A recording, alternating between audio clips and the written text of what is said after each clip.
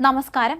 Estate ഗോഡൌണിൽ അതിക്രമിച്ചു കയറി ജോലിക്കാരന്റെ കഴുത്തിൽ കത്തിവെച്ച് ഭീഷണിപ്പെടുത്തി കാപ്പിയും കുരുമുളകും കവർന്ന കേസിൽ സഹോദരങ്ങൾ പോലീസ് പിടിയിലായി. കമ്പളക്കാട് പോലീസ് സ്റ്റേഷൻ പരിധിയിലെ എസ്റ്റേറ്റ് ഗോഡൌണിലായിരുന്നു സംഭവം. 55,000 രൂപയോളം വില വരുന്ന കാപ്പിയും കുരുമുളകുമാണ് പ്രതികൾ മോഷ്ടിച്ചു കൊണ്ടുപോയത്.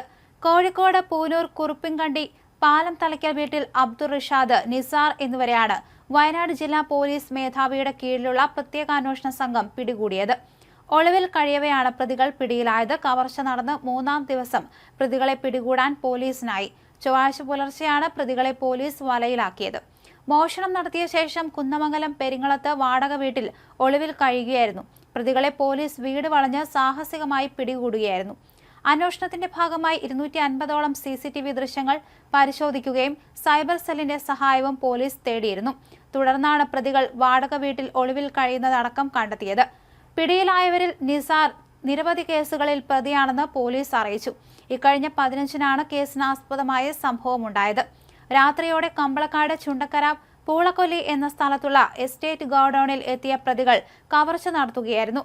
ഗോഡൌണിൽ അതിക്രമിച്ചു കയറി പ്രതികൾ ജോലിക്കാരനെ കഴുത്തിൽ കത്തിവെച്ച് ഭീഷണിപ്പെടുത്തിയ ശേഷം കൈകൾ കെട്ടിയിട്ടായിരുന്നു കവർച്ച.